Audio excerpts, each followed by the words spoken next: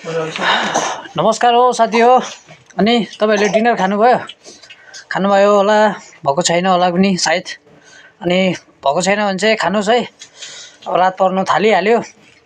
अनि आज चाहिँ अब कति डेली आलुको भन्नु नि, अब आलुको सुन्दा कति आलुको हाल्छ होला यसले मात्रै भन्छ होला हाम्रो दाजु भाइहरुले। अनि आज चाहिँ चिकन र यो लाई पत्ता बनाएको रहेछ, हो त्यससँग टेस्ट गर्नु पर्यो।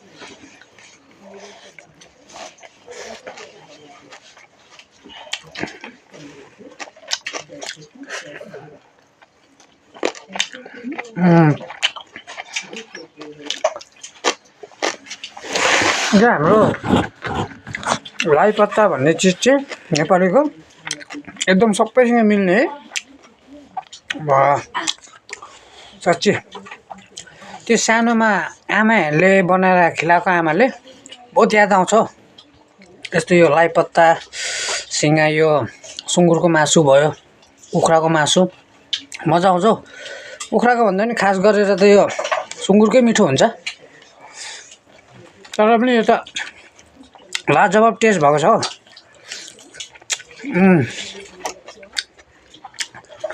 साँच्चै जस्तो जाडोमा खानुपर्ने थियो त्यस्तै भएको छ। तपाईहरु पनि खानुस् है, तपाईहरु पनि खानुस्। अब के भन्नु, दुःख सुखको खानापिना अब यस्तै हो, तर पनि खानुपर्छ।